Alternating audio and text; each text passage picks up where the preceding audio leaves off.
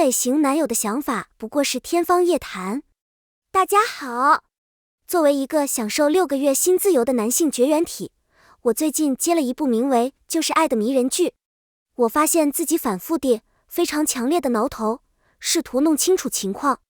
每当吴磊和周雨彤的浪漫纠葛展开时，我都会躲在被窝里，忧郁又好笑地笑着，露出牙齿，露出诡异的笑容。想象一下吴磊和我打 CP， 假装我们是年龄相差10年的姐弟。然而，当我关掉手机并恢复日常工作时，我突然醒了过来。一部以都市丛林为背景，以现实主义风格写成的浪漫爱情片，即将被改编成科幻电影。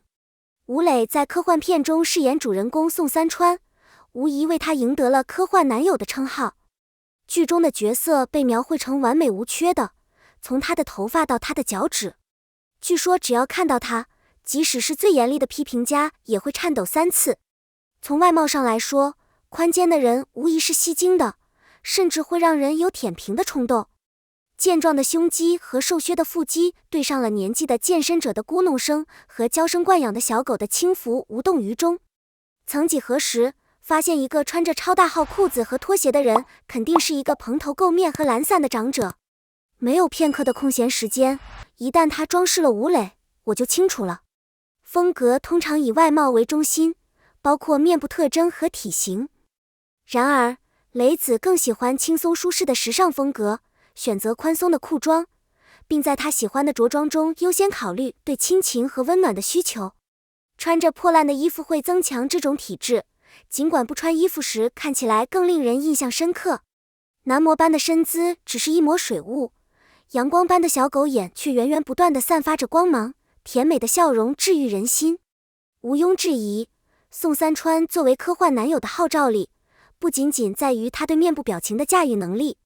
最后，那些只拥有表面品质的人，往往被比作装饰店，看起来很漂亮，但缺乏实质。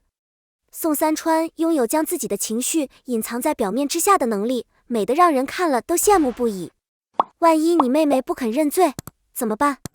狼狗哥哥不是讨厌鬼，只是个顽皮的追逐者。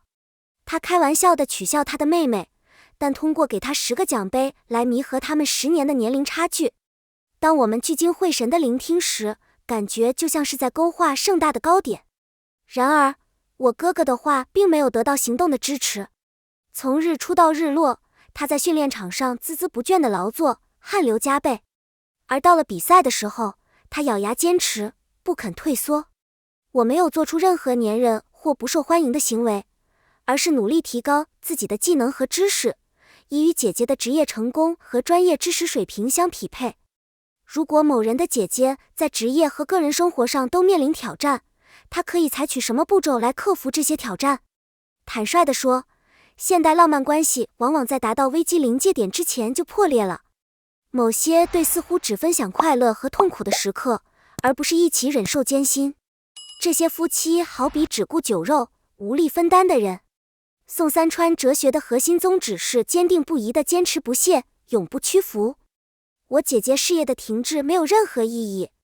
虽然我的弟弟可能没有专横的高管那样的财务实力，但他总是在那里支持你，并确保满足最低要求。一个不负责任的父亲的住院治疗，似乎与困扰我姐姐家庭的危机无关。为了帮助你，我弟弟请了他的继父帮忙。虽然他可能没有经历过你痛苦的成长经历，但他的弟弟妹妹帮助你解开了束缚你的情感结。如果2000年后出生的白富美向弟弟告白，会发生什么？弟弟缺乏机智，没有试图挽回面子，他直截了当地表达了自己的厌恶，没有拐弯抹角。一个人最宝贵的遗产是他自己的品德。在个人回避主动、逃避责任和机会减少的时代，专一的品质就像沙漠中的绿洲一样脱颖而出。亲密关系常常被最令人烦恼的问题所困扰，伴侣之间的争吵。这部戏剧作品避开了通常伴随兄弟姐妹争吵的典型金牌调解员和爱情卫士动态，倒是没必要忍受评委们对李家领导层的批评。冷战没有受到挑战，因为任何一方都不愿意参与。尽管感到委屈和难过，弟弟还是在遇到妹妹后平静了下来。他带头安抚了她，准备了一批他喜欢的面条。此外，弟弟在爱情方面巧妙地解决了棘手的财务问题，没有给姐姐带来任何尴尬。弟弟垫付了16万治疗腿伤的康复费。有一种信念认为，花钱在男人身上会带来终生的不幸。然而，弟弟有分寸，带头开了一张借条。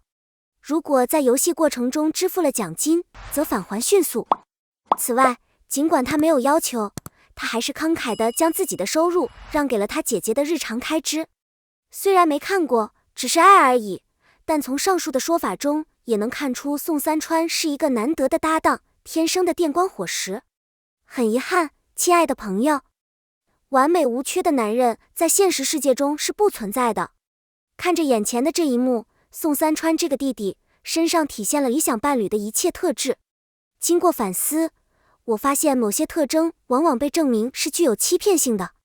眼前的悬殊让我们不得不接受，只爱只能作为科幻作品存在。改编后的玛丽苏是一个新鲜品种，由一位女编剧精心打造，以向我们的愿望致敬。最新的玛丽苏到底是什么？以往我们看的玛丽苏爱情剧，往往都是套路如出一辙，老板的最终救赎，强制的强吻，车祸导致的失忆。这些元素被认为是成功拍摄的必要条件。慕容云海和楚雨前都承认，他们要忍受一场倾盆大雨。莫少谦的霸主地位让他对童雪的控制欲越来越强烈。电视节目《下一站幸福》以一系列经典故事情节为特色，包括健忘症、绝症和体育运动中的弱者胜利。玛丽苏的情节擅长通过在高潮和低谷之间摇摆来唤起强烈的情绪。它既有令人心碎的瞬间，也有过于感伤的场面，调动着观众的精神高潮。该语句太短，无法在保留其含义的同时进行适当的措辞，请提供更多上下文或信息。通过非常规的、非生活化的情节来展示爱情，例如在雨中品尝牛排或乘坐热气球告白爱情。这种关于爱情的观念可能仅限于那个时代女性的想象。现代女性拥有独立的精神，对爱情在她们生活中的作用有着新颖的看法。浪漫的爱情是生活中不可或缺的一部分，但它并不是定义生活的唯一因素。只是爱而已的主人公梁又安遇到了工作上的瓶颈。一位经历过背叛的母亲警告她的孩子不要陷入恋爱、婚姻和为人父母的危险。丰富的个人生活、亲密的友谊和紧密的家庭关系塑造了梁又安丰满的身材、健康的身体和成功的事业，证明了她的全面发展。她的故事体现了当代女性平衡生活的多个方面，并在所有方面茁壮成长的能力。这一新形象与传统上将两极分化的女性角色描绘成白人、愚蠢和过于甜美的主角形成鲜明对比。它描绘了25岁及以上的现代女性在男性凝视和帝国女性制度化塑造的景观中航行的航向。事业、友谊和家庭承诺与浪漫爱情相吻合的可能性，使科幻小说中的爱情概念显得不那么牵强附会。在谈及爱情片时，戴锦华曾表示，任何特定时期的爱情故事的质量都取决于世界上普遍存在的结构条件。目前，我们已经摆脱了经典玛丽苏原型所建立的专制结构，不再拘泥于此。这个想法是在您努力实现个人发展的同时，将爱融入您的生活。目前，我们似乎可以控制文化商品的影响力。目前，越来越多的人发现更容易相信吴京加入 Blackpink 的可能性，而不是童话浪漫的想法。然后就是现实生活中好的不像真的梦中男友宋三川。编剧为我们呈现的不仅是真实的生活，还有一个神话般的爱情故事和一个春梦。宋三川肉欲遐想的终结，对他来说标志着回归现实，但对涉世的女人来说，生活却丝毫没有减退。虽然爱不能构成整个生活，但它无疑提供了更温暖、更充实的组成部分。网传特种神医，你邀了迪丽热巴、赵露思，粉丝想看两位二搭吗？赵露思方辟谣出演特种神医了。